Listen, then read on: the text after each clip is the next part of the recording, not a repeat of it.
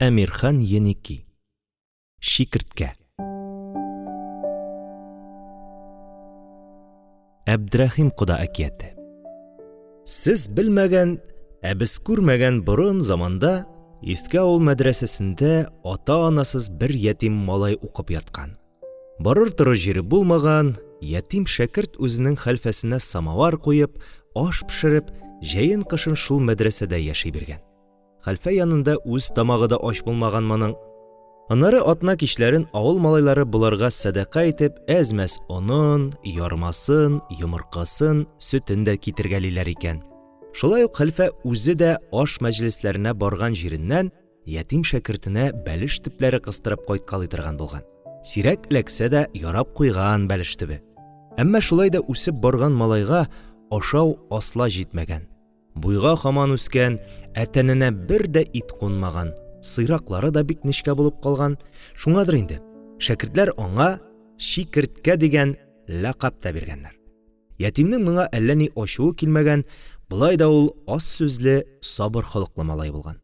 Тора-бара моның чын исеме онытылган, бары шул Шикерткә дигән лакабы гына торып калган.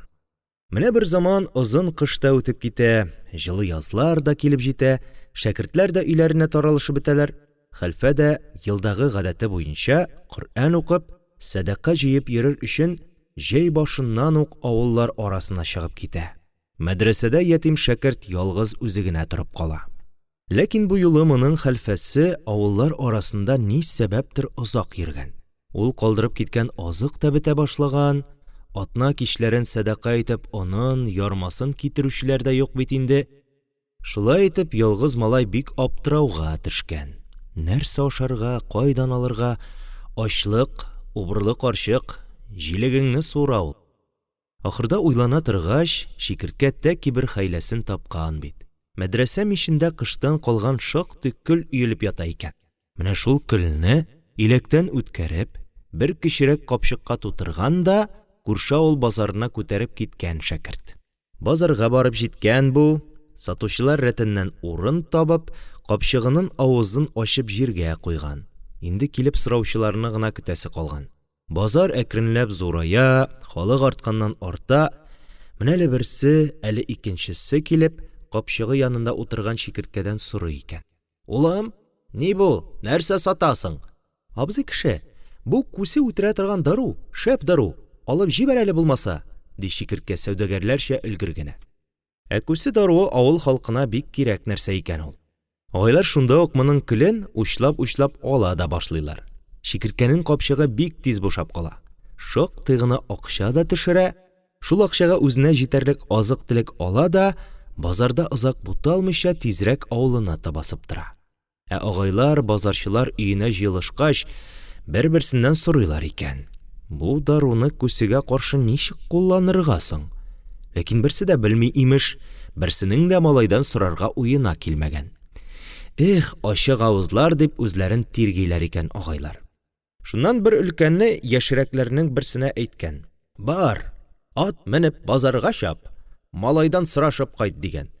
Егет ат менеп чапкан, ләкин базарда малай утырган җирдән җилләр генә исә икән. Шулай да сораша торгач, бер адәм егеткә капчык аскан малайның кайсы якка таба чыгып киткәнен күрсәткән. Егет шул якка таба чаптырып киткән. Ахырда малайны куып җиткән. Җиткән дә туктап сораган. Кара әле, Никәш, син безгә күсе дару саттың да бит. Менә ничек итеп кулланырга кирәклеген әйтмәдең. Яле тиз генә шуны әйтеп бир, юнсез, дигән. Шикерткә бер дә каушамыйча гына егеткә булай дип аңлаткан. Бик ансат эшләнә ул. Кем? Абый кеше. Күсене тоткач, шул даруны аның күзенә сибәргә кирәк. Шуннан күсе тәгәри дә үлә, дигән. Аңладыңмы инде? Аңладым, дигән егет. Атын борган да тизрәк авылдашлары янына чапкан. Шикерткә исән-имин авылына кайтып җиткән. Азык кайгысы күпмедер вакытка онытылган, ятим шәкерт буш мәдрәсәдә артык ваем чикмичә генә тора биргән.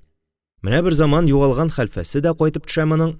Былтыргы шикелле җәяүләп, әлсерәп түгел, шәп ат җиккән таза тарантаста кайтып керә бу.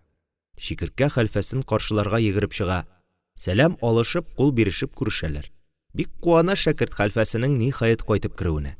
Тиз генә электрип самаварын да куя, чәй урнысында әзерли, хәлфә астына йомшак юрган да җәя. Таянырга мендәр дә ташлый. Хәлфә атын тугарып, юынып сөртенеп кергәч, күчтәнәчләрен ашъяулык өстенә чәчеп сала да, үзе йомшак юрганга аяк бөкләп утыра. Кул күтәреп бер дога кылалар, шуннан соң ашыкмыйча тәмләп кенә ашый-эчә башлыйлар. Ашъяулык өстендә төче күмәч, бавырсак, кызыл иремчек, калай савытта бал белән май, чикерткәнең тәмам күзләре яна. Мондый сыйны аның әле беренче күрүе икән.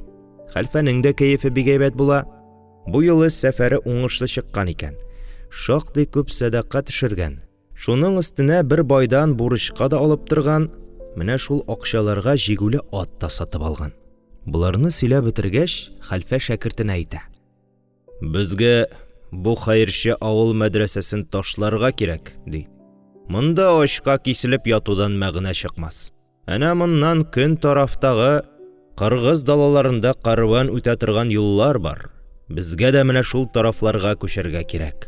Ул юллардан мал тиягән карваннар үзлексез үтеп йөриләр. Карван хуҗалары бай сәүдәгәрләр, садаканы да алар мул тамыза.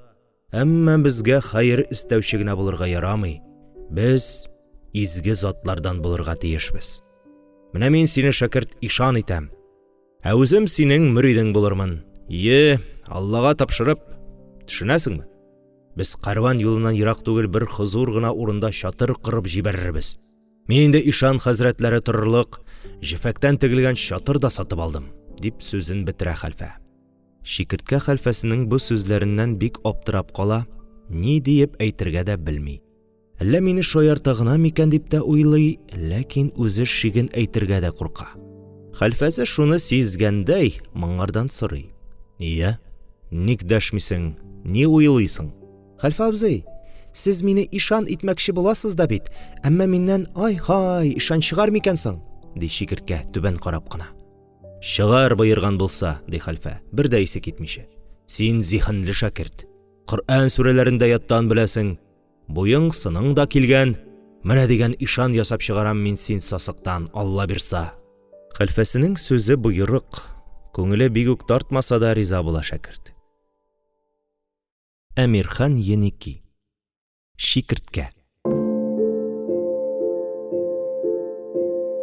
Шул көннән хәлфә аны ишан кыланышларына өйрәтә дә башлый.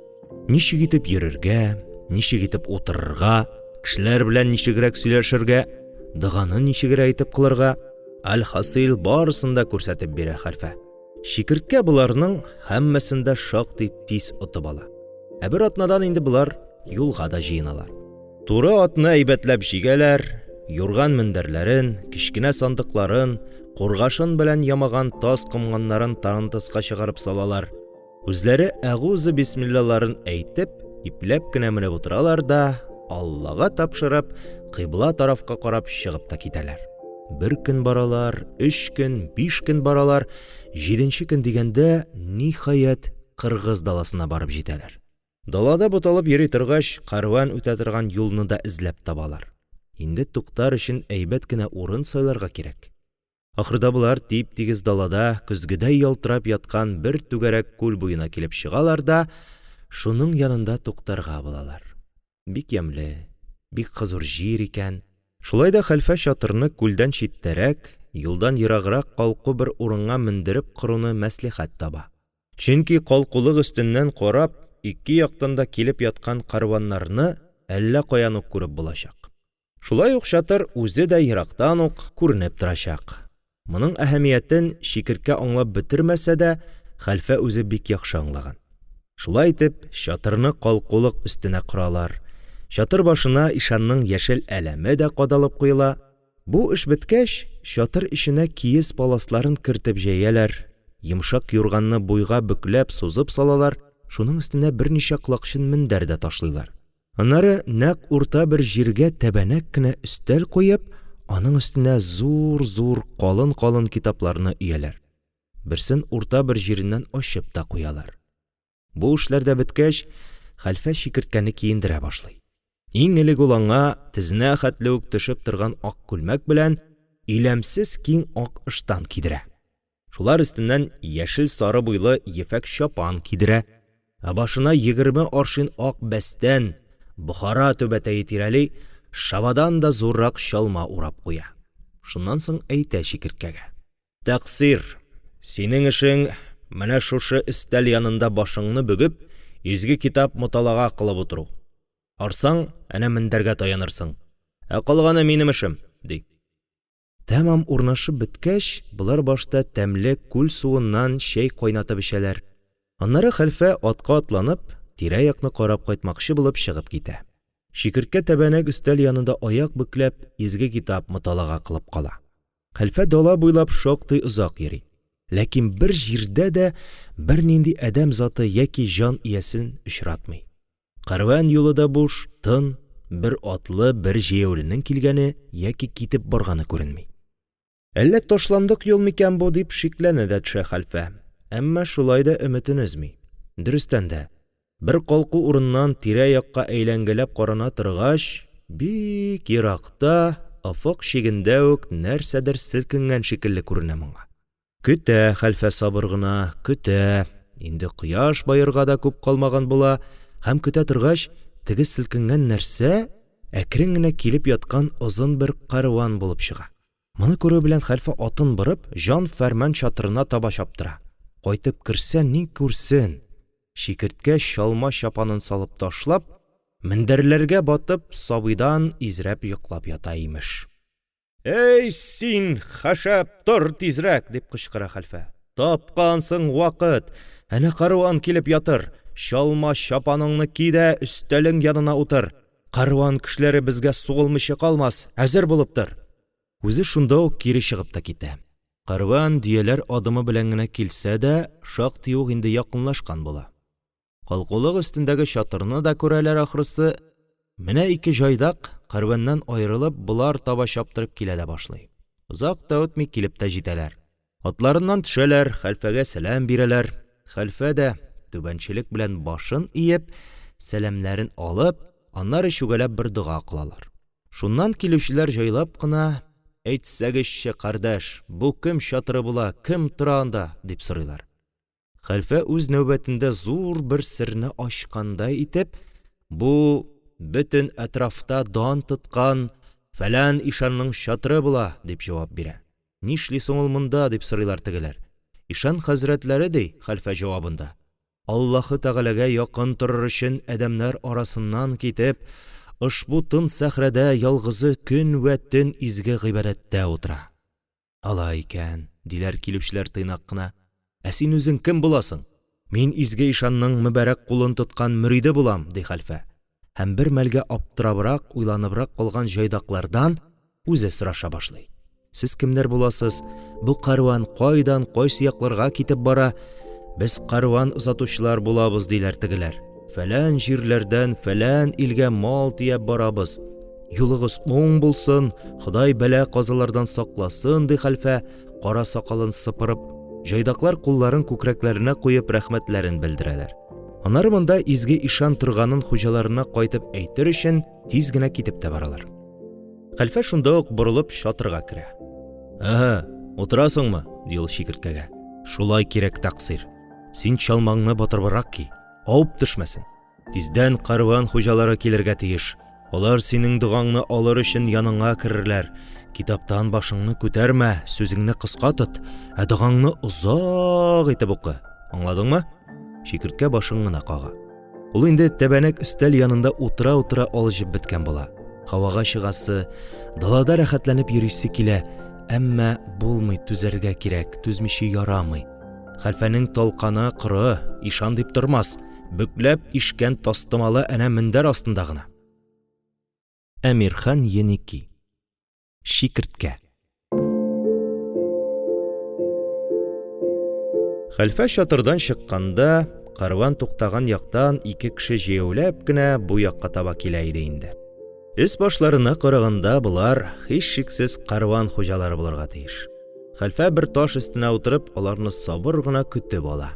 Менә килеп җитәләр, сәлам бирәләр, утырып дуга кылалар, аннары әйтәләр: «Әфәндем, бу ефәк чатырда ишан хәзрәтләренең изге гыйбадәттә утыруын белеп, Без бик хайран ва шат булдык. Инде безгә дә олы зат үзенең хәер фатихасын бирмәс микән? Хузурына кереп, тезләнәсебез килгән иде. Мәрхәбә, изге ният белән килгәнсез икән, ди хәлфә торып. Әмма башта үзем кереп, ишан хәзрәтләренең рөхсәтен алышым кирәк. Аз гына көтегез. Кергәч, шикерткәгә шыпырт кына. Килделәр, ди. Каушама. Хаман мөгрәнеп кенә укыган бул. Ара-тирә кычкырып та куйгала, ишетеп турсыннар. Мин аларны азрак тота төшәрмен. Чыккач тегеләргә әйтә. Ишан хәзрәтләре изге китап муталага кылып утыра. Бераз сабыр итәргә кирәк булыр, әфәнделәр, ди. Кәрван хуҗалары сабыр гына көтәләр. Мөриттән ишанның исән саулыгын, хәл-әхвален сорашалар. Бераздан хәлфә чатыр эченә башын тыгып карый да, инде кардәшләр керсәгез дә ярый. Тик озак тормасагыз иде. Ишан хәзрәт көне буе гыйбадәттә утырып бик арды булса кирәк, ди. Тегеләр чүәкләрен салып чатыр эченә керү белән лып итеп тезләнәләр. Төс өстендә генә мүкәйләп ишан хәзрәтнең алдына баралар һәм йөзләрен җиргә оралар. Шул рәвешчә бик түбәнчелек белән изге ишаннан фатиха бирүен сорыйлар. Шикерткә шалмалы башын игән килеш кенә, тәсбих аскан кулын күтәреп, әкрен генә селкенә-селкенә бик озак итеп дуга кыла. Маңайыннан алып ияк учына кадәр битен сыйпаганнан соң, мусафирлардан сәфәрләре турында сораша, сәүдә итеп йөрүнең саваплы эш булуы турында Коръәннән берничә аят та китерә. Пәйгамбәрбез Мөхәммәд саллаллаһу галейхи ва сәлламның дә сәүдәгәр булуын исенә төшерә. Мусафирлар алларына карап, уеп кына утыралар. Ишан хәзрәт сүзен бетергәч, кесәләреннән чыгарып, аның алдына садакаларын салалар һәм мөбарәк кулына иреннәрен тидереп алалар. Ишан хәзрәт сәүдәләренә уңыш, малларына бәрәкәт, үзләренә иминлек теләп, тагын бер озын итеп дуга кыла. Шуннан соң кәрван хуҗалары ишанга кат-кат баш иеп, тезләре өстендә генә чигенеп, чатырдан чыгып китәләр. Мусафирларны озаткач та хәлфә ашыгып шикерткә янына керә. «Я, ничек?» ди ул түземсезләнеп. Шикерткә учын ачып күрсәтә. 2 зур алтын тәңкә. Хәлфә айгыр кешнәгәндәй көлеп җибәрә.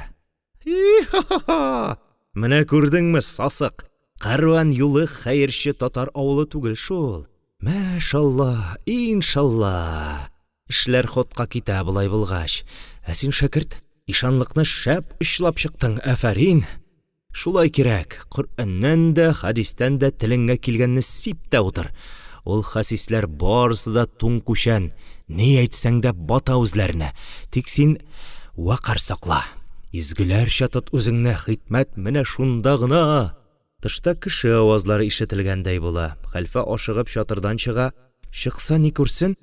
5-6 кеше чатырга якынаерга курыккандай бер читтәрәк таптанып торалар. Хәлфәне күрү белән аңа иелә-бөгелә сәлам бирәләр һәм без дә ишан хәзрәтнең дугасын алырга килгән идек диләр. Хәлфә ялт итеп чатыр эченә керә дә шикерткәгә. Тагын бер төркем килгәннәр. Түзүк кенә утыр, хәзер кертә башлыйм. Тәңкәләреңне яшер, соңыннан санап алырмын, дип әйтә. Шуннан кире чыгып, кәрван кешеләрен берәмләп кенә чатыр эченә уздыра башлый. Тегеләрнең һәр кайсы керә дә лып итеп тезләнә. Мүкәйләп кенә барып, ишанның мөбарәк кулына авызын тидереп ала. Акчасын чыгарып сала һәм ишанга ияреп дуга кыла да, артын-артын гына ишеккә таба чигенә. Шулай итеп ул кичне кәрван озатучыларның барысы да килеп, ишанның дугасын алып, кулын үбеп китәләр. Шикерткәнең киндердән махсус теккән чапан астындагы тирән кесәсенә алтын тәңкәләр шактый ук җыелып кала. Бу изге эшләрдән котылгач та хәлфә билгеле ишан кесәсен бушатып, тәңкәләрне санап ала да үз сандыгына бикләп куя. Аннары тагында пешергән умачын кертә, икәүләп шуны тәмләп кенә ашыйлар, артыннан баллап чәй дә эчәләр.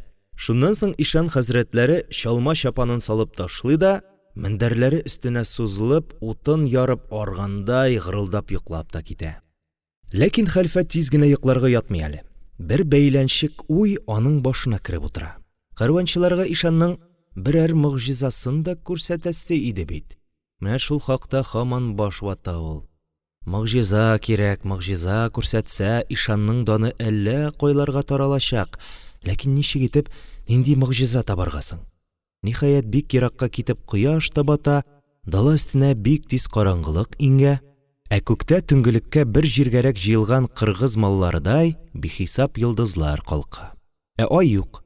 Айның соңгы көннәре тиз генә чыкмаячак, шуңа күрә төне дә дөм караңгы. Хәлфә чатырдан чыгып, кәрван туктаган якка колак салып тора. Анда да тынлык. Шылт иткән тавыш та юк. Юлчылар ишанның хәер-фатихасын алганнан соң бик тынычлап йоклыйлар күрәсең. Шулай да хәлфә ашыкмый. Ярты төн җиткәнне көтә төшә, чөнки белә ул. Бу вакытта кешеләрнең йокылары каты була.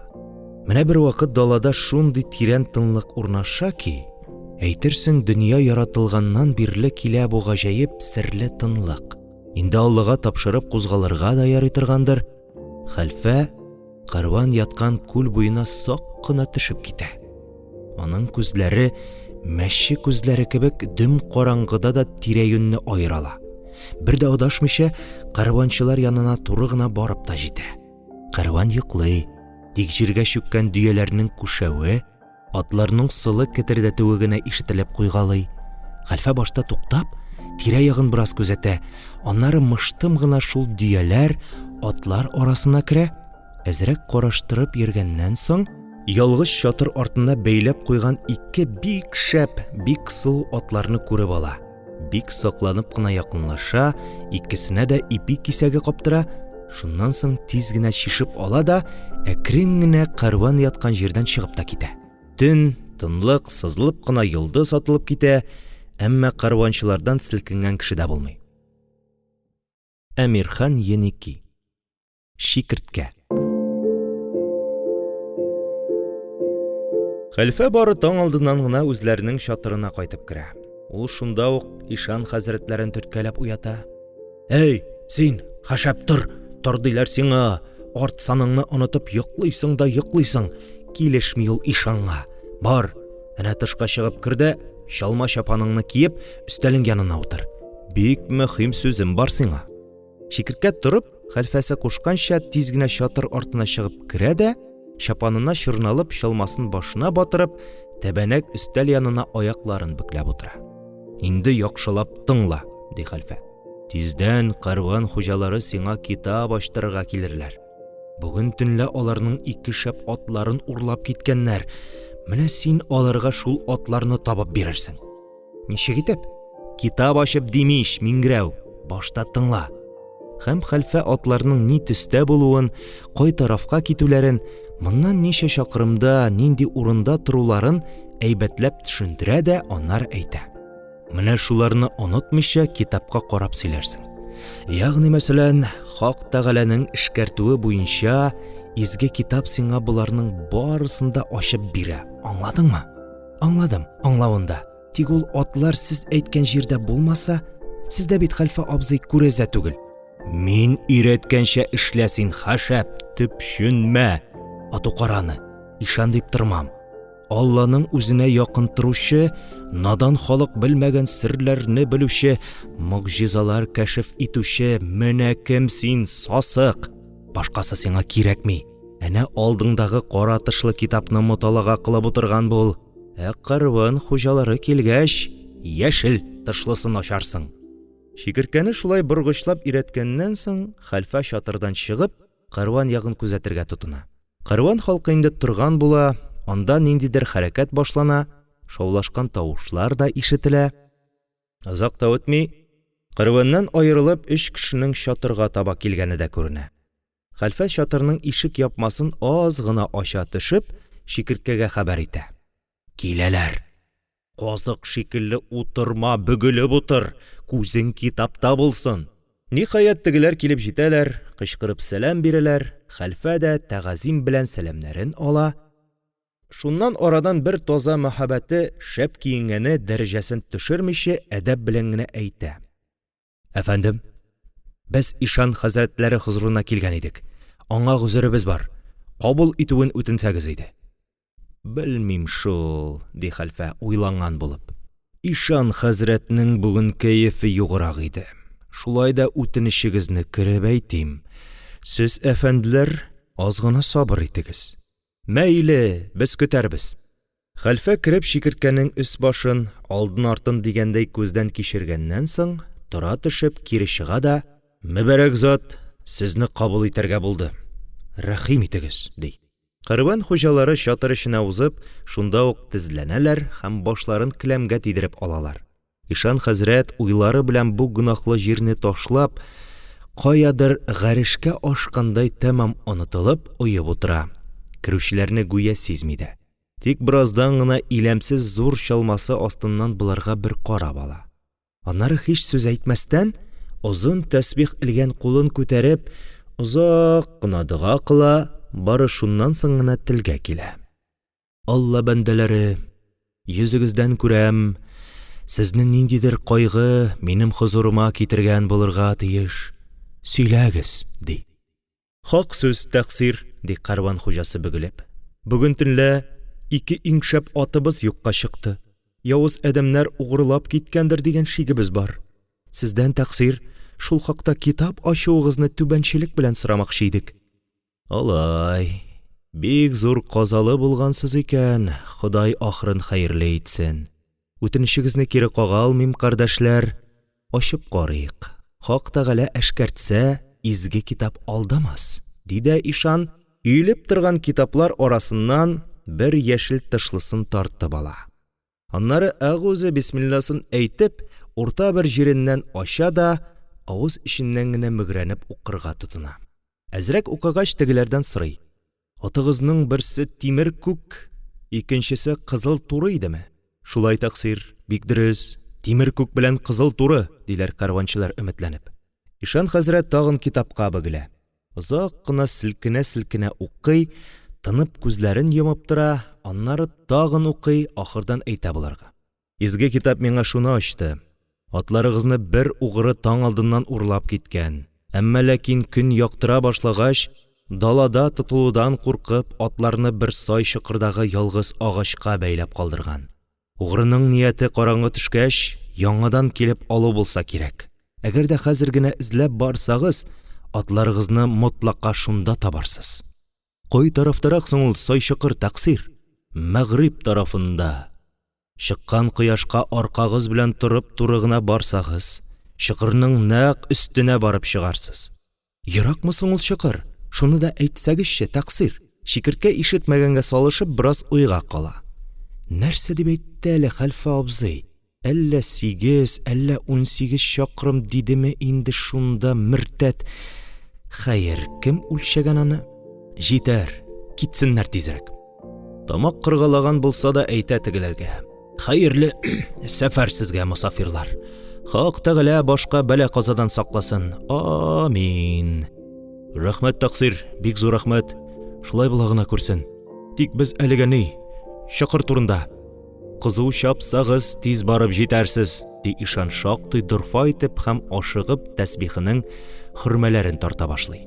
Тегеләр бердән авып, маңгайларын келәмгә тидереп алалар, сузылышып Ишан хәзрәтнең алдына алтын тәңкәләрен салалар, шуннан соң шикерткәгә ияреп дуга кылалар да, бик мәмнүн кыяфәттә чатырдан чыгып, ашыга-ашыга кәрваннарына китеп баралар. Бераздан инде 3-4 җайдакның Мәгъриб тарафына чаптырып киткәнен хәлфә дә, шикерткә дә күреп калалар. Атларны табып кайтканнан соң, кәрван шул ук көнне күл буеннан кузгалып, үз юлы белән китеп тә бара. Бер-бер атлы тезелешкән дөяләрнең ике яклап салындырылган йөкләре белән чайкала-чайкала салмак кына атлап барулары тигез далада әле шактый озак күренеп тора. Әмирхан Еники. Шикерткә. Атларны табып биргән мөгъҗизадан соң, калкулык өстендәге чатыр эчендә утырган яшь Ишан хәзрәтләренең даны бик тиз тирә-якка тарала. Менә кайда икән ул изге зат? Менә кемдә икән ул хикмәт? Вай, вай, вай. Аның өчен яшерен бер нәрсә дә юк икән ләбаса. Аллаһ Тәгалә үзе аңа барсын да әшкәртеп кенә тора икән шул. Хәзер инде күл буеннан узучы кәрваннар чатыр турысына җиткәч туктамыйча калмыйлар. Мал хуҗалары, ялчылар, кәрван озатучылар һәммәсе тезелешеп калкулыкка менәләр, берәмләп кенә чатыр эченә кереп, лып итеп тезләнәләр, мүкәйләп барып, Шикерткәнең мүбәрәк кулын үбәләр, учларындагы алтын яки көмеш тәңкәләрен тәбәнәк өстәлгә салалар. Ишанның бөгелеп утыра торгач, авыр чалмадан нечкә муены арып бетте. Дыга кыла-кыла авызы кибә, куллары тала. Вакыт-вакыт аның хәтта сикереп торасы, тәбәнәк өстәлне тибеп очрасы, чалмасын сүтеп ыргытасы, бу аңгыра сарыкларны выжлатып куып чыгарасы да килеп китә.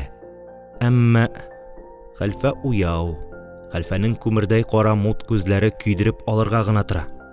Көннәрдән бер көнне күл буена баштан аяк коралланган 5-6 җайдак килеп чыга. Калкулык өстендәге чатырны күрү белән атларын тизрәк шунда таба баралар. Бу вакытта хәлфә тышта була. Чаптырып килгән кораллы кешеләрне күреп, ул талаучылар түгел микән дип шактый шүрләп тә кыла. Ләкин килеп җиткән җайдаклардан берсенең бик зиннәтле киемнәрдән булуын күргәч кенә азрак тынычлана. Җайдакларның әнә шул шәп киенгәне ат өстеннән төшмичә генә сәлам бирә, хәлфә исә кул кушырып аның сәламен ала. Әйтегезче, изге ишанның чатыры шушы буламы? Дип сорый сәлам бирүче. Әйе, ишан хәзрәтләренең изге гыйбадәт урыны шушы була, ди хәлфә. Кем дип белик сезне, хөрмәтле юлчылар? Кайсы илләрдән киләсез? Без фәлән патшалыктан илчеләр булып килдек, ди юлчы. Безгә ишан хәзрәтләренең үзен күрү кирәк. Хузурына керергә рөхсәт итегез. Гызырыгыз ни соң? Дип сорый хәлфә сак кына. Без улуг падишаһыбызның сәламен ишан хәзрәтләренә тапшырырга һәм мөбарәк затны үзебез белән алып китәргә тиешмез. Алай икән, ди хәлфә уйланып. Ни өчен мөбарәк затны урыныннан кузгатырга телисез? Әгәр белергә мөмкин булса. Падишаһыбызның әмере шулай. Хафа булмагыз. Ишан хәзрәтләренең именлеген саклаячакмыз, барып җиткәч сарайда аңа тиешле кадер-хөрмәт күрсәтеләчәк. Яхшы алайса, мин кирип ишан хәзрәтләренә бу мөһим хәбәрне җиткерим. Соңрак сезне чакырырмын. Моңа кәефегез кырылмасын, чөнки ишан хәзрәтләре һәр даим изге гыйбадәттә утыра һәм алдан хәбәр итмичә һичбер кемсәне кабул итми. Шулай диде хәлфә, илчегә түбәнчелек белән баш иеп, чатыр эченә кирип китә. Кергәч, шикерткә янына тезләнеп, аның колагына шыпырт кына әйтә. Бәхетең бар икән, шәкерт. Ерак патшалыктан сине алып китәр өчен илчеләр килделәр. Нинди? Кайсы патшалыктан? Ди шикерткә сискәнеп. Юк, мин бер кая да бармыйм.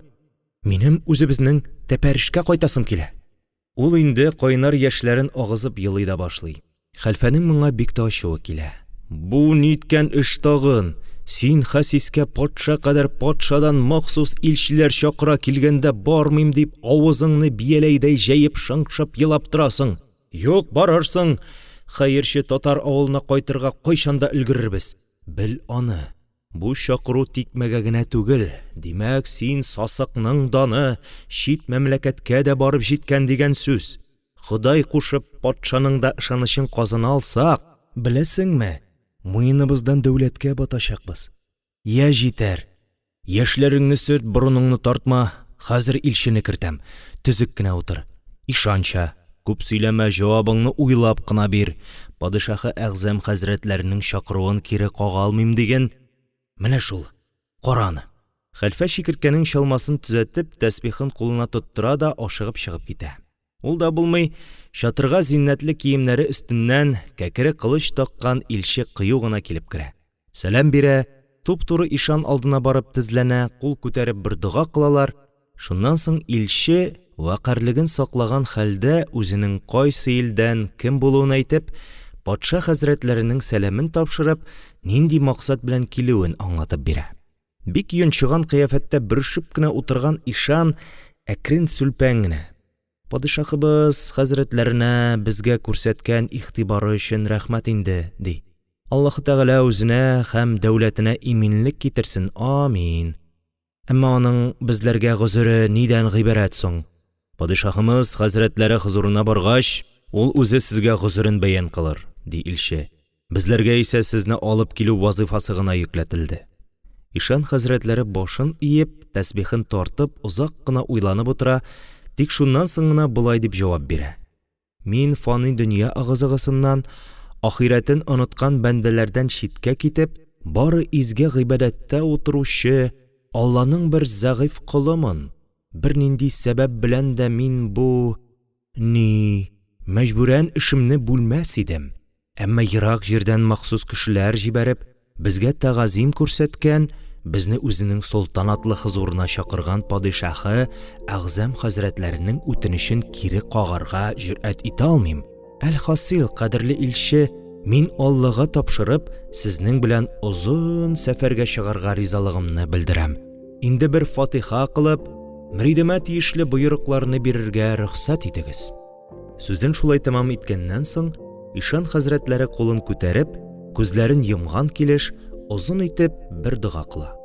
Илче дә ишан хәзрәтне күндерүеннән бик канәгать булып, аңа ияреп дога кыла да, алдына бер янчык алтын тәңкә куеп чатырдан чыгып китә. Шунда ук ялт итеп хәлфә керә. «Я, ничек булдымы?» «Булды инде. Сез әйткәнчә булды, хәлфә абзый», ди Шикерткә боек кына. «Менә бик әйбәт, муладис. Җыенды галайса. Ай-хай, мин әйтәм, эшләр кая китте? Патша хозурына барабыз, гой!» Тиз генә чатырны сүтәләр, әләмне таягына урыйлар, калын китапларны иеп бәйлиләр, шуннан соң барлык әйберләрен, мендәр юрганнарын тарантаска чыгарып төйләр дә, атларын җигеп, әлеге җайдакларга ияреп, озын юлга чыгып та китәләр. Әмирхан Еники. Шикерткә. Шикерткә өчен бу озын юлның газабы шунда иде ки, ул тарантас өстендә барганда да үзенең изге ишан икәнен бер генә минутка да онытмаска тиеш иде. Шуңа күрә еш кына атларны туктатып, су булган җирдә тәһарәт алып, су булмаган җирдә тәямим генә сугып, 5 вакыт намазын калдырмыйча укып барырга мәҗбүр була. Шуның аркасында юл да озаккарак сузыла.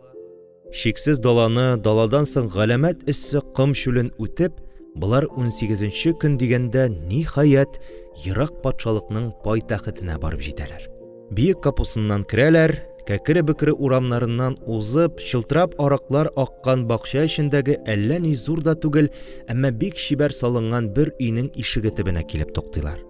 Бу патша боерыгы белән ишан хәзрәтләре өчен махсус әзерләп куелган өй була. Шикерткәне тарантастан култыклап кына төшерәләр һәм кыйммәтле келәмнәр, алтын кәндилләр белән зиннәтләнгән шул өй эченә алып керәләр.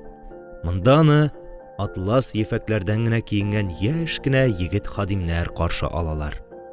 Алып кайткан илче ишан хәзрәткә әйтә: «Тәкъсир, сез инде бүген шушында тагам җыеп, авыр озын юлдан соң әйбәт кенә истихарат итегез. Падишаһ хәзрәтләре үз вакыты белән сезне хузурына чакыртып алыр», ди. Ул чыгып киткәч тә шибәр егетләр идәндәге келәмгә табын җәеп, төрле кош итләреннән кыздырылган кабаплар, алтын көмеш тәнинкәләрдә әлвән вә әлвән җимешләр, озын муенлы көмеш савытларда затлы шәрәпләр һәм зур табак белән бик әгъләп пешерелгән пылау кертеп куялар. Шикерткә белән хәлфә бу сый-нигъмәтләргә исләре китсә дә, тыштан артык сиздермичә, ефәк мендәрләр өстенә утырып, җиңнәрен сызганып, иң элек әгъләп пылауны куллары белән ашыкмыйча гына ура башлыйлар. Алар бүре шикелле ашыкканнар иде. Шулай да Шикерткә тыелып кына ашарга мәҗбүр, чөнки ул изге зат. Тамак кылы бу аңа ярамый. Тәнендә җан сакларлык кына ашарга тиеш ул. Хәлфәгә ярый. Хәлфә ул гөнаһлы бәндә, шуңа күрә ул олы табак пылауны бер үзе диярлек ялтыратып та куя. Пылаудан соң Шикерткә ширбәт, хәлфә шәраб эчкәләп, җимешләрнең төрлесеннән капкалап бераз хушлангач, теге хадимнәр табынны җыеп алалар да, буларның икесен генә калдырып чыгып китәләр. Икәү генә калгач, мендәрләренә таянып, кырсакларын угалап бераз ятканнан соң, хәлфә сүз башлый. «Хуш, шәкерт, менә төшеңгә дә кермәгән оҗмах ниғмәтләреннән авыз иттең. Менә ефәк мендәрләр өстендә шәһвәткә бирелеп ятасың. Бу бит синең башыңдагы 20 аршин бәздән ураган чалмаң өчен генә булмаска тиеш. Патша хәзрәтләре мөгаен сиңа берәр бик четерекле мәсьәлә йөкләр һәм шуны чишүне таләп итәр.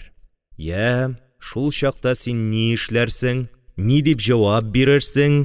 Хәлбуки яныңда акыл бирергә мин дә булмасам». «Белмим инде, хәлфә абзый. Белмим сүз түгел. Патшаның гозрен җавапсыз калдырырга һич тә ярамый, бел шуны. Ярамаса да нишлимсың? Җавап таба алмасам, патша хәзрәтләре мин ишан түгел диярмен? Ах, син туң күчән, иштең ишәк чумарын дип кызып китә хәлфә. Алай дисәң бит, сине шунда ук сарайдан чыгарып беренче очраган тут агачына асып куячаклар. Юк, син ашыкма әле, сыйракларыңны сузарга. Аның өчен генә килмәдек әле без, шүлләр кишеп. Мин барында онытма әле син, хәшәп. Ике колагың белән дә яхшылап тыңла. Патша эчендә син изге ишан булып каласың. Синең эшең Коръән сүзләрен төзү, кул күтәреп дуга кылу, фатихаңны бирү бары шул гына. Инде патша хәзрәтләре сиңа берәр төрле чи төенне шишәргә кушса, түбәнчелек белән ипләп кенә әйт. Олуг падишам диген, сезнең әмерегезне үтәр өчен без кайтып, изге китапны ачып карарга тиешбез диген. Аңладыңмы? Бүтән нәрсәне изге китапка сылта. Ә монда кайткач без инде икәүләп, менә шулай кырын ятып кына мәслихәтләшербез. Һәм иншалла патша биргән төенне дә шишәрбез. Моңарчы эшли белгән баш бу юлы да берәр әмәлен табар әле, буйырган булса. Шул арада ишек шакып, рөхсәт сорап кына әлеге илче дә килеп керә. Баш иеп сәлам биргәннән соң, ул ишан хәзрәтләрен патша сараена алып китәр өчен килгәнлеген белдерә. Шикерткәнең йөрәге жу итеп китә. Әмма хәлфә тыныч. Мөритләрчә өлгерлек белән ул шикерткәне утырган җиреннән ипләп кенә торгыза, өстенә озын чапанын кидерә, кулына тәсбихын тоттыра да култыклап кына урамга алып чыга. Чыгышлый колагына пышылдап кына: "Матри, нык бул, җибеп калма" дип әйтергә дә өлгерә. Урамга чыккач, ишан хәзрәтләрен көмеш иярле, көмеш йөгәнле, муенына алтын шөлдерек таккан кечкенә ишәк өстенә күтәреп атландыралар. Шул рәвешле ике яклап атлы сакчылар озата барган хәлдә аны сарайга алып та китәләр. Бу өйдә хәлфә үзе генә торып кала. Әмирхан Еники. Шикерткә. Барып җиткәч, ишанны ишәк өстеннән төшереп, ике ягыннан култыклап, сарайның чит ил кунакларын гына кабул итә торган гаять тә бай, зиннәтле бер залына алып керәләр. Яшел бәрхет белән тышланган атлас мендәрле йомшак көрсигә китереп утырталар. Шунда ук залның ике ягындагы ишектән патшаның вәзирләре һәм иң олы түрәләре кереп, үзләренә тәгаенләнгән урыннарга дәрәҗәләре буенча урнашалар. Озак та үтми каяндар боргылар, уйнаткан тавышлар ишетелә, залдагы кешеләр барысы да бер юлы аягурак катып, бер мәлгә тып-тын булып калалар. Тик шикерткә генә йомшак көрсигә тәмам баткандай кузгалмыйча утырып кала. Менә бер заман түрдәге сырлап эшләнгән, алтын йөгерткән зур ишек гүя үзлегеннән тавышсыз гына ике якка ачыла, һәм залга өстендәге чапаны, башындагы таҗы белән йылык-йылык уйнаклап, патша хәзрәтләре үзе дә аппак сакаллы баш вәзирен ияртеп килеп керә. Зал уртасындагы атлас чатырлы алтын тәхетенә ашыкмыйча гына барып утыра. Шунда ук тәхетнең ике ягына гөрзиле сакчылар килеп баса. Патша хәзрәтләре утыру белән башкалар да янәдән үз урыннарына утырышалар. Шуннан соң ишан хәзрәтләре тәсбих илгән кулын күтәреп, селкенә биреп бик озын итеп дуга кыла. Аның артыннан патша үзе дә, патшаның вәзирләре дә битләрен сыпырып куялар.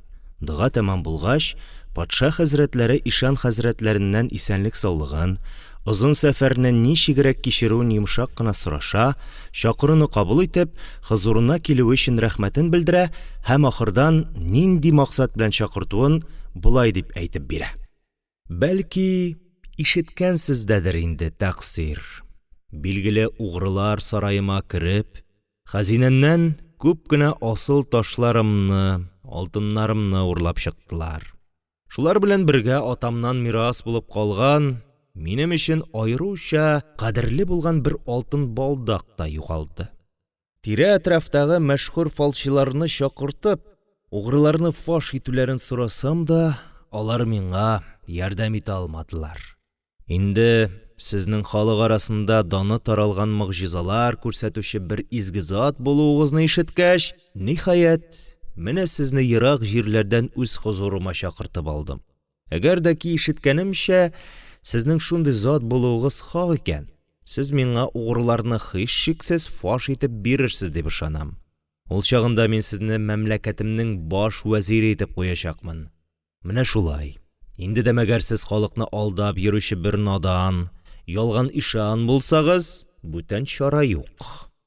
Миңа сезнең мут, хәйләкәр башыгызны халык җыелган мәйданда чаптырырга туры киләчәк. Сезгә бу шаят аңлашыла торгандыр, тәкъсир.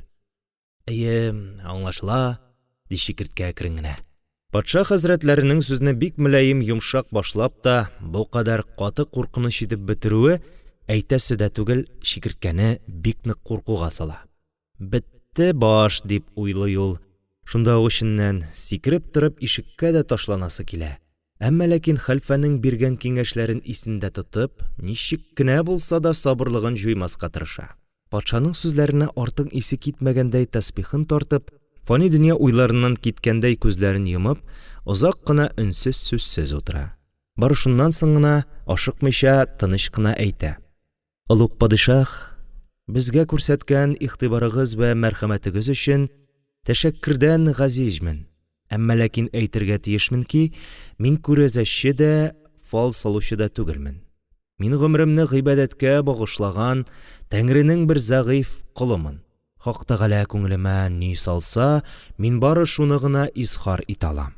Моның өчен миңа шәһәр ыгы-зыгысыннан китеп, әтәч тавышы да ишетелми торган берәр аулак урында изге китап ачып карашым кирәк. Шул сәбәпле мин сезне Галҗәнәптән, без фәкыйрегезне әнә шундый аулак урынга күчерүегезне һәм 3 көн мөддәт бирүегезне баш иеп сорыймын. Иншалла, 3 көн дәвамында Хак Тәгалә изге китап аша миңа ни дә булса әшкәртер дип ышанам."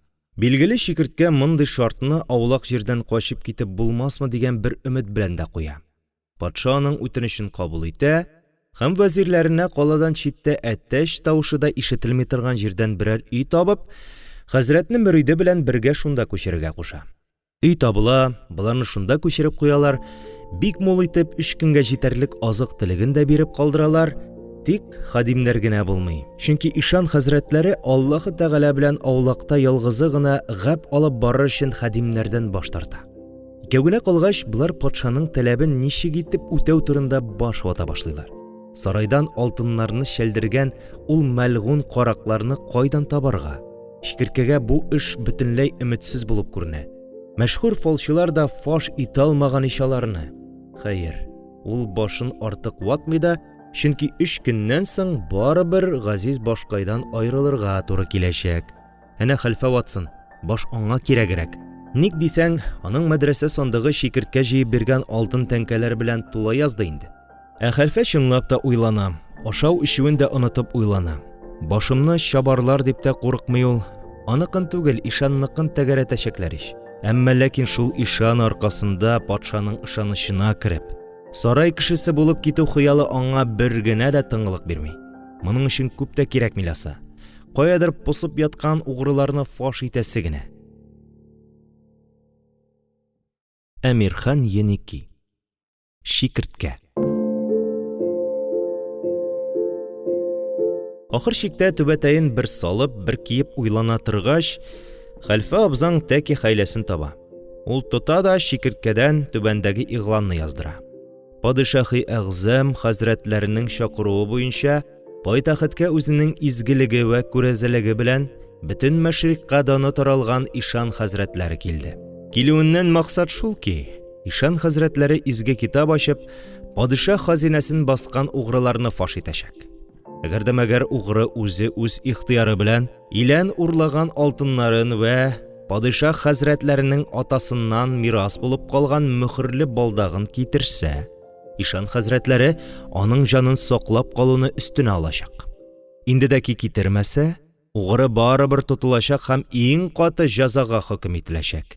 Килү мөддәте ушбу игълан хәбәр ителгән көннең 2нче тәүлегеннән дә соңга калмаска тиештер. Угры, изге ишан хузурына килеп тез шүгәргә ашыгың. Ул сине мәрхәмәтеннән ташламас. Игъланны тагын берничә нөскә күчерткәннән соң, хәлфә Шикерткәне ялгызын гына калдырып, үзе каланың базар мәйданнарына йөгерә чаба китеп тә бара. Мәгълүм ки, бу илнең тәртибе буенча, мәйданнарда быргылар уйнатып җыйган халыкка патша фәрманын яки төрле мөһим хәбәрләрне кычкырып әйтүче көр тавышлы махсус әдәмнәр була. Хәлфәнең исәбе менә шул хәбәр салучылардан әлеге игъланны укыту иде. Һәм ул шулай эшли дә. Зур каланың барлык мәйданнарында булып, үзенең игъланын халыкка кычкыртып укыта. Шул рәвешчә эшен бетереп, хәлфә шактый арыган булуына да карамастан, кала читендәге аулак өйгә күтәренке кәеф белән кайтып керә. Ә Шикерткә нарасый баладай борынын әкрен генә сызгыртып йоклап ята. Хәлфә аны тибеп уята. Бу ниткән эш? Мин эт шикелле телемне салындырып чабам, ә син тук мачы кебек бөгәрләнәсең дә йоклыйсың. Тәмам аздың, малай. Хәсрәттән хәлфә абзый ачуланма, ди Шикерткә күзләрен уып. Нинди хәсрәттән? Бетә бит. Китә бит инде баш. Шуны онытып торсын дип яткан идем. Юк. Син ашыкма әле башыңнан айрылырга. Ахмаграк булса да торсын әле ул үз урынында. Ни өчен чабамсың мин бу каланың кәкре-бекре урамнарыннан? Менә быргылар уйнатылды, халык җыелды, игъланны кычкырып укыдылар. Мондагы такыр башларның колагына кирде инде ул. Иншалла, моның берәр нәтиҗәсе булмыйча калмас. Минем исәбемчә, карак та берәү генә булмас, икәү яки өчәү булырга тиеш алар. Игъланны ишеткәч, өчәүнең берсе килер, килмичә калмас. Беләм мин әдәм баласын. Иптәшен сатып булса да башын сакларга тырыша ул. Ай-хай, хәлфә абзый, башы өчен курыккан кеше патша хәзинәсен басар микән? Булмас, ди Шикерткә сүлпән генә. Ни беләсең син, мәдрәсә чыпчыгы? Урлаганда бар да батыр, ә тотыла башлагач, һәр кайсы шыр җибәрә. Батырлык белән куркаклык кешенең йөрәгендә гел алмашынып тора ул тәкъсир. Менә көтеп карыйк. Ут яктысына килгән күбәләк кебек берәрсе килмәсә, патша кызы миңа харам булсын. Хәлфәнең бу гаҗәеп күрәзәлеге шул ук кичне раслана да. Иң элек караклар чынлап та өчәү булып чыга. Билгеле ишан хәзрәтләренең игъланын алар да ишетәләр. Һәм билгеле инде, бу хәбәр аларны шактый хәвефкә сала. Үзара киңәш коралар, нишләргә? Малмы, башмы? Бер куркаграк әйтә. Алтыннарын ишан хәзрәткә тизрәк илтеп бирик ди. Икенчесе хәйләкәррәге. Ашыкмаска куша, иң элек белик, нинди ишан икән ул ди. Китап ачып фаш итәм дигән. Ничегрәк итеп, кайсы битеннән ачып фаш итмәкче була ул безне. Башта шуны күрәсе иде. Ахырда өченче бер тәвәккәллесе төнлә ишан торган йортка барып, читтән генә хәзрәтне күзәтеп кайтмакчы була. Әмирхан Еники. Шикерткә. Базарлар таралып, кибетләр һәм карханәләр ябылып беткәч, шәһәрдә әкренләп тынгач, ишан йортын эзләп китә угры. Бара, ниһаять, кала читендәге ялгыз йортны барып таба. Дөнья тын, төн караңгы, тик ишан тәрәзәсендә генә ут яна. Угры бик саклык белән диварга йылышып кына шул бердән-бер якты тәрәзәгә килә. Бу вакытта хәлфә белән Шикерткә дә йоклап ятмыйлар. Берсе ишек төбендә, икенчесе бүлмәдә төнгә кунакны көтәләр. Угры диварга сылашып, бүлмә эченә үрелеп кенә карый һәм күрә. Бүлмә уртасындагы тәбәнәк өстәл янында чалма чапан кигән берәү әкрен генә селкенә калын китап укып утыра. Ишан хәзрәтләре шушы үзе микәнне инде? Нәкъ шул чакта ишек артыннан хәлфә бер генә тапкыр дип тамак кырып куя, ләкин угры моны ишетми. Ишан хәзрәт китабыннан башын күтәрмичә, нидер мыгырдана башлый, аннары кинәт кенә сикереп тора да, берсе килде дип кычкырырга тотына. Угры моны ишетеп, бөтенләй коелып төшә. Килгәнемне белде, китабына карап белде, шукынганда ишан икән. Ул шунда ук тәрәзә яныннан сыза. Ашыга-ашыга иптәшләре янына кайта да, ишеткән күргәнен түкми-чәчми алырга сөйләп бирә. Эш угрының икесе күп уйлап тормыйча, былай булгач алтыннарны тизрәк илтергә кирәк. Барыбер ул безне фаш итәчәк диләр. Ләкин әлеге хәйләкәре юк, ашыкмыйк, тагын бер сынап карыйк әле ди. Ничек итепме? Менә икәү барып карыйк. Икәүләп килгәнебезне белерме, юкмы? Шулай килешеп, угрыларның икесе яңадан ишан йортына китәләр. Барып җитәләр. Ишан тәрәзәсендә ут яна, ә үзе тәбәнәк өстәл янында һаман китабына төртелеп утыра. Бу юлы инде хәлфә ишек артыннан 2 тапкыр әкрен генә тамак кырып куя. Угрылар исә тәрәзәнең 2 ягына ышыкланып, ни булыр икән дип, тын да чыгармыйча карап торалар. Ишан хәзрәт селкенә-селкенә бераз укыгач, шашынган шикелле кинәт кенә сикереп тора да, кул аякларын болгап, «Икесе килде, икесе!» дип бик яман акыра башлый. Угрылар тәрәзә яныннан җил өргәндәй юк булалар. Шактый чапканнан соң булар туктап, үзара сөйләшеп алалар. «Алай, эш харап икән, ул тилергән ишаннан котылып булмас. Хәзер үк патшаның алтыннарын китереп бирергә кирәк, баш кадерлерәк», диләр. Әмма кайтып җиткәч теге хәйләкәр комсызы тагын әйтә. «Нигә алтыннарны илтергә? Алтыннар калып торсын, балдакны гына илтик. Патшага атасының балдагы кадерлерәк дигән ишан, үзенең безгә язган хитабында», ди. Үзара озак кына тарткалашканнан соң, ахырда балдакны гына илтергә булалар. Бу юлы да ишанны сынап карыйсылары килә, алтыннарны таптырырмы, юкмы ул? Шул ук төнне ишәүләшеп тагын ишан йортына китәләр. Ә тәрәзәдә һаман ут яна. Килеп җитүләре була, ишан хәзрәт бүлмәсендә котырына да башлый. «Өчесе дә килде, өчесе дә!» Ул хәтта кызып китеп, киң ыштан балакларын җилфердәтә, чатлы-ботлы биергә дә тотына. Угрылар тәрәзәдән генә балдакны бүлмә уртасына ташлыйлар да, тасыр-тосыр чабып, төн эчендә эреп тә югалалар. Шунда ук тыштан күзләрен йылтыратып хәлфә килеп керә. «Я, ничек?» Шикерткә учына йомган балдакны ачып күрсәтә. «Менә, ташлап киттеләр». «Шәп, бик шәп», ди хәлфә кулларын угалап. «Ә алтыннарны китермәгәннәр», ди шикерткә нәүмизләнеп. «Алтыннарына төкер, безгә бусы да җиткән. Ә патша таптырса?» «Таптырмас. Патшаның былай да алтыны күп. Кая, бир әле монда балдакны». «Ай-һай, авырда икәнсең, ләгънәт. Ничә мыскал булыр бу?» Ә шикерткәнең һаман үз кайгысы. «Угрыларны фаш итеп булмады бит, хәлфә абзый.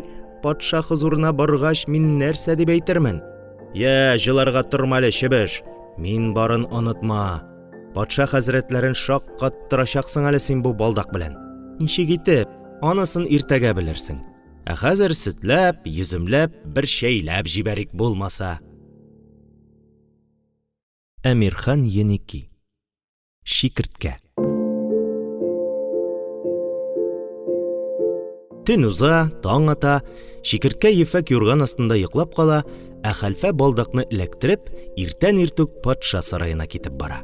Сарайның бик зур бакчасы була. Бакчада гаҗәеп агачлар, гаҗәеп гөлләр үсә. Түгәрәк күлләр йылтырап ята, чылтыр-чылтыр чишмәләр агып тора, һәм шулай ук анда нинди генә кошлар да булмый. Баш бармак хәтлесеннән алып, бозау чаклысына кадәр. Аларның сайравыннан, кычкыруыннан бөтен бакча гөш килеп тора. Әмма ничек керергә соң бу җәннәттәй бакчага? Хәлфә биек диварлар буйлап йөри, ләкин бер дә керерлек тишек таба алмый. Ахырда йөри торгач, дивар астыннан агып чыккан бер арыкка туры килә. Күп уйлап тормыйча сикереп төшә дә, каты агымны йыра, дивар астыннан бакчага кирип тә китә. Кергәч арыктан чыгып, чабуларын сыгып, бер юан агач артына ышыклана да, бакчадагы кышларны күзәтә башлый. Күлдә йөзгән кышлар аңа кирәкми, җирдә йөргәннәре генә кирәк, аларның да тик иң зурлары гына. Ахырда аның алдына салмак кына атлап берничә тәвә кышы килеп чыга. Арада берсе шәрә башлысы аеруча зур таза була. Хәлфә теге балдакны кисәсеннән тиз генә чыгарып, ипи йомшагына әйбәтләп төрә дә, тәвә кышының алдына ипләп кенә ыргыта. Тәвә кышы аны шунда ук йотып та җибәрә. Хәлфәгә шул гына кирәк тә иде. Яңадан арыкка төшеп, бата шума дивар астыннан чыга да, уңга-сулга карамыйча өенә сыптыра. Ә бу вакытта шикерткә тагын кая китеп улакты бу хәлфә абзый дип бүлмәсендә буйыгып утыра. Әллә ташлап качтымы дип бик борчылып куркып та куя. Алай дисәң, тәңкә тулы сандыгы менә монда, мендәр астында гына, алтыннарын ташлап качмас ул кеше. Чынлап та, бераздан хәлфә үзе дә тирләп пешеп кайтып керә. Керү белән үк сорый: Сарайдан килмәделәрме әле? Юк, күренмиләр. Шөкер алайса кайтып җиттем. Тиздән килерләр, әзер булып тор. Мин әзер, тик син генә әллә кайда йөрисең, ди Шикерткә үпкәсен белдереп. Синең башыңны саклап калыр өчен йөрим, сасык. Бүген патша хузурында җавап тотасың бар, белеп тор. Беләм, тик син миңа балдакны биреп куй. Балдак юк. Ничек юк, ди Шикерткә коты алынып. Мин ул балдакны, ди хәлфә, кара сакалын учлап, Аллага тапшырып тәвә кышына йоттырдым. Алдыйсың, ди Шикерткә үрсәләнеп. Яшергәнсең, үзеңә алып калмакчы буласың. Үкермә, хәсис. Мөгъҗиза бу, аңлыйсыңмы? Изге ишан мөгъҗизасы. Балдакны патшага чыгарып тоттырмыйсың, изге китап сүзе белән әйтеп бирәсең.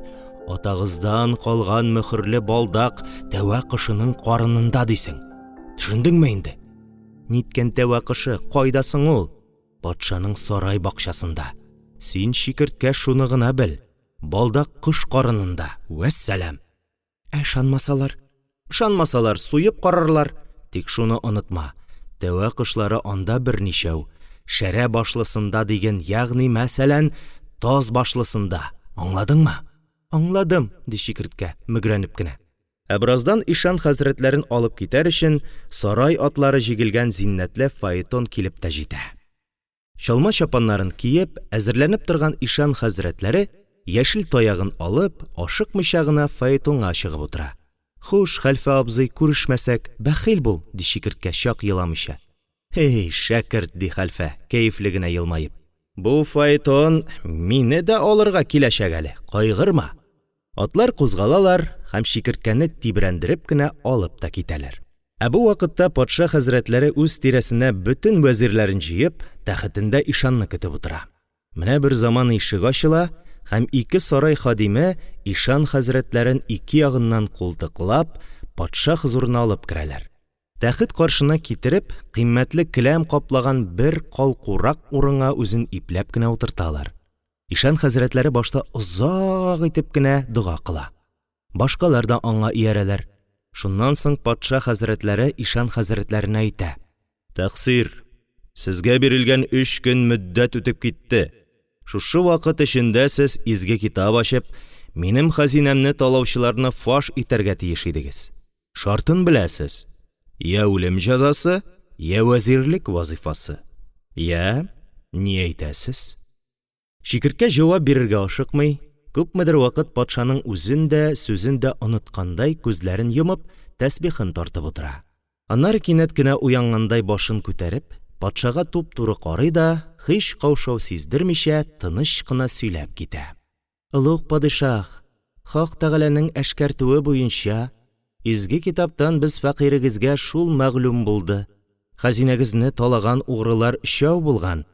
Ләкин алар урлаган алтыннарын алып, чит мәмләкәткә чыгып киткәннәр. Аларны шуннан гына эзләп табарга була. Әмма Шикерткә әз генә тынып тора. Әмма атагыздан мирас булып калган кадерле балдакны табарга мөмкин. Ул шушыннан сарай ихатасыннан чыкмаган." "Чыкмаган?" ди патша алга омтылыбрак. "Кайдан табаргасың аны?" "Табуы читен булмас. Изге китап күрсәтүенчә, балдак бакчагыздагы тәвә кышының карынында." Моны ишеткәч, патша ышанмыйча башын селкеп куя. "Ай-һай, тәкъсир. Изге китап сезне алдамый микән? Аннары тәвә кышлары минем бакчамда берәү генә түгел бит. Кайсы юнсезнең карынында икән соң ул балдак?" "Таз башлысында", ди Шикерткә. "Таз башлы тәвә кышы юк минем бакчамда", ди патша ачулана биреп. "Ягъни мәсәлән, йоны кыелган шәрә башлысында", ди Шикерткә һаман шулай тыныч кына. "Андые бар шикелле", ди патша ахыр килешеп. "Ләкин әйтегезче, тәкъсир, балдак аның карынына ничек итеп эләккән соң? Үзе сарайга кереп, сандыкны ачып йотмагандыр ич?" Менә бу сорауга хәлфәдән бер нинди дә сүз киңәш булмаган иде. Ни дип җавап бирергә? Шикерткә тәсбихын тарткан булып, аз гына уйланып тора да, бик гади генә итеп аңлатып бирә. Угрылар ашыгып бакча аша качканда балдакны төшереп калдырганнар. Тәвә кышы мәхлук шуны табып, таш урынына йотканда җибәргән. Патша рәхәтләнеп бер көлә. Вәзирләр дә тыелып кына көлешеп алалар. Ярый, тәкъсир, ди патша көлеп туктагач. Сүзләреңнең хаклыгын хәзер белербез. Шунда ул сарай хадимнәренә шәрә башлы тәвә кышын тотып китерергә һәм үзе алдында суярга да куша. Атланып чабарлык таза, мәхәббәт кышны патша алдына тотып китерәләр. Озын аякларын ныгытып бәйләп, кырын яткыралар да, әгүзе бисмилла әйтеп чалып та җибәрәләр. Аннары ишен ярып карыйлар һәм менә патшаның күз алдында кыш карыныннан әлеге балдак ялтырап килеп чыкмасынмы? Бу тамашага бөтен сарай әһеле ис акыллары китеп, тәмам хайран вә вайран булып калалар. Күпмедер вакыт бөтенләй телләренә килә алмыйча торалар. Патша хәзрәтләре балдакны кулына алып, авырлыгын белергә теләгәндәй, шиеп тә карый, бары шуннан соң гына аягүрә басып, шикерткәгә әйтә. Афарин, тәкъсир. Инде мин сезнең хак ишан булуыгызга тәмам ышандым ди. Шикерткә һич исе китмәгән бер кыяфәт белән тәсбихын тарткалап тик кенә утыра бирә. Ләкин тәкъсир, ди патша сүзен дәвам итеп. Минем сезнең белән икәүдән икәү генә сөйләшәсем килә. Әйдәгез әле, булмаса бакчага чыгыйк. Әмирхан Еники. Шикерткә. Патша тәхетеннән төшә, ишан урыныннан тора, башкалар барысы да аларга баш иеп калалар. Бакчага чыккач, патша ишанны үзе дусларча култыклап, бераз аны-моны сөйләнеп барган була да, аннары кинәт исенә нидер төшкәндәй тукталып кала. Тәкъсир, сез атлый торыгыз, мин хәзер артыгыздан җитәрмен, ди ул ишанга. Ишан моңа шактый гаҗәпләнә калса да, билгеле атлый тора. Ләкин артына борылып карарга курка. Арттыры калган патша хәзрәтләре шул арада җиргә чүгәләп нәрсәдер тотарга азаплана. Бер чүгәли, ике чүгәли, учы белән җиргә сугып та алгалый, аннары торып ишанны куып җитә дә, имарлаган кулын сузып аңардан сорый. Я тәкъсир, әйтеп бирегез әле. Минем шушы кулымда нәрсә? Ишан ни әйтергә дә белмичә аптырап тора. Патша аны утырып кыстый да кыстый.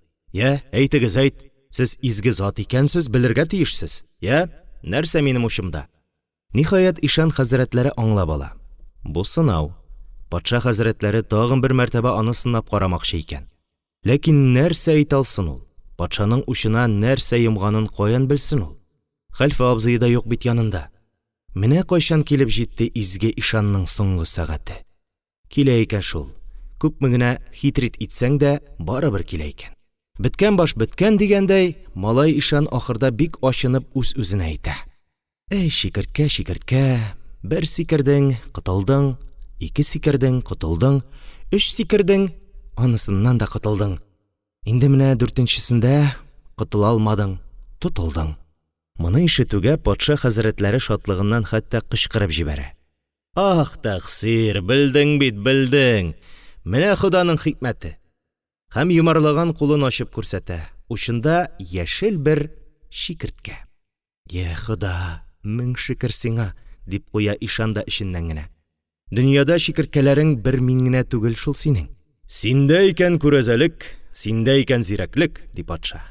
Дөрестән дә бит. Мин бу бөҗәкне тутар өчен 4 тапкыр шүгәләп, 4 тапкыр ушым белән җиргә сугарга мәҗбүр булдым. Инде минем бер шигем дә калмады, тәкъсир. Син шан мәгънәсендә изге зат, олы акыл иясе икәнсең. Вәгъдә иман, бүгеннән мин сине үземнең баш вәзирем итәм, һәм өстәвенә сиңа бердән бер кызымны да бирәм. Ризамы? Рәхмәт, патша абзый, ди шикерткә бичара аптыравыннан. Мин инде сезнең теләккә каршы килә алмыйм, тик шартым бар. Әйтегез, тәкъсир. Миңа һәр вакыт итагать белән хезмәт иткән мөридемне миннән айырмасагыз иде. Теге сезгә ияреп йөргән чандыр кара хәлфәне әйтәсезме? Бик мут кешегә охшаган ул, әмма акыллы адәм булса кирәк. Ярый, мин риза, үз яныгызда бер хадимегез итеп тотарсыз. Киләчәктә бәлки аңа берәр төрле дәүләт эше дә бирербез, әгәр бик мутлашып китмәсә. Рәхмәт, падишаһым, рәхмәт. Тыныч булыгыз. Мин аны үз кулымдан нык тотармын. Шул ук көнне патшаның боерыгы белән фаэтон җибәреп, хәлфәне сарайга алып та киләләр. Озын кара казаки киеп, кырпу бүреген кырын салган хәлфә кияү егетедәй тәңкә тулы сандыгын култык астына кыстырып кына килеп төшә. Икенче көнне инде патшаның бердән-бер кызын ишан хәзрәтләренә никахлап бирү турында бөтен илгә рәсми хәбәр дә таратыла. Патша сараенда туйга хәзерлек башлана. Шәһәрдәге бөтен йортларга бәйрәм флаглары эленә, күрше дәүләтләрдән ханнар, шаһлар, шаһзадәләр кунак итеп чакырыла, илдәге бөтен мәшһүр җырчылар һәм уенчылар сарайга җыела. Никах укыласы көнне халык урамнарга, мәйданнарга агылып чыга. Бөтен җирдә бәйрәм, шатлык, җыр, музыка. Алар өчен мәйданнарда зур-зур казаннар асыла, әллә ничә йөз баш куй, тана, тәвәләр суела. Сарайдагы туй мәҗлесен инде әйткән дә юк. Анда нинди генә кош итләреннән кабаплар кыздырылмый да, нинди генә зат ашлар, җимешләр, шәрәпләр табынга куелмый. Никахтан соң безнең шикерткә чалма чапаннарын салып ташлап, шаһзадәләрчә туташ ефәктән җиңелчә генә киенеп, дөньяда тиңе булмаган сылулардан сылу, гүзәлләрдән гүзәл кыз янына кияү булып керә. Шул керүдән инде ул мөхтәбәр кунаклар янына бүтән чыкмый да. Аның изге ишан да, шайтан да беркем дә буласы килми. Бары тик бәхеткә чумган яшь кияү генә булып каласы килә. Шаккатыргыч туй 7 көн, 7 төн дәвам итә. Хәлфә исә ишан хәзрәтләренең бердән-бер якын кешесе буларак, мәҗлеснең иң түрендә утыра һәм үзенең зирәклеге, тапкыр сүзләре белән бик күпләрне авызына каратып та өлгерә. Чит ил кунаклары исләре китеп, «Һай, бу нугай кандай адәм бу» диләр. Хәлфә бөеренә таяна биреп, «Безме? Без шундый адәм инде. Бөтен җирдә баш вәзир. Эшли дә, ярый да беләбез» дип кенә җибәрә. Әмирхан Еники. Шикерткә. Туйлар узгач, шикерткә баш вәзир сыйфатында әкренләп дәүләт эшләрен үтәргә дә керешә. Хәлфә һәр вакыт аның янында була. Әйтергә кирәк, дәүләт эшләрен дә алар акыл белән бик оста йөртәләр. Патшага бик ошыйлар, патшалардан бик канәгать була. Шул рәвешчә тату тыныч кына шактый еллар бергә гомер кичерәләр. Ләкин патшаның ир баласы булмый. Шул сәбәпле үзеннән соң илдә патшалык итүне рәсми фәрман белән кияүенә тапшыра. Менә көннәрдән бер көнне карт патша ниһаять үлеп китә. Гәүдәсен ак мәрмәрдән махсус эшләнгән төрбәгә бик олылап җирлиләр. Илдә бер атналык матәм көннәре игълан ителә. Шуннан соң әлеге фәрман нигезендә патшалык итү шикерткәгә күчә. Тора-бара халык та аны ярата, чөнки кече яшьтән үк ул нужаны бик нык татыган. Безнең ятим шикерткә үзен акыллы, гадел һәм михрибанлы патша итеп таныта. Үз урынына исә ул хәлфә абзыен баш вәзир итеп куя. Хәлфә дә инде улаеп бара, шуның өстенә өйләнмичә дә кала, сарайдагы җарияләр белән генә юана. Әмма шикерткәгә шул кадәр ияләшә, аңардан башка инде ул яши дә алмый. Шикерткәнең 5 баласы була. 3-се малай, 2-се кыз. Хатыны бер дә картаймый. Бик тату, матур, бәхетле яшиялар. Узак яшиләр. Инде шикерткә вафат булганнан соң, хәер, шикерткәдән соң ниләр булганын без белмибез. Әкият шуның белән тамам. Ныкта куйдык. Бигайбә. Әкият ары, мин бире, аркасына чи тире. Кода сөйләп беткәч, мин аңардан сорадым. Кемнән ишеткән идегез бу әкиятне? Бер кемнән дә түгел, үзем, диде кода, тыйнак кына елмаеп. Ничек үзем? Ну, үзем чыгарган әкият. Шулаймыни, дидем мин, гаҗәпләнүемне бер дә яшермичә.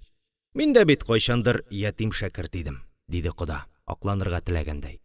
Хәллерәк шәкертләрдән әзрәк өлеш тимәсме дип, кичләрен мәдрәсә идәнендә тезелешеп яткан чакларда мин аларга озын-озын әкиятләр сөйли торган идем. Тамак кайгысы хыялны эшләткән күрәсең. Алай икән, интересно. Мин коданың чал башына карап, бераз уйланып тордым. Аннары өйрәнелгән гадәт буенча, әкият турында нидер әйтергә кирәк таптым. Билгеле, хәзерге заман күзлегеннән карап, макташудан булмасын кода.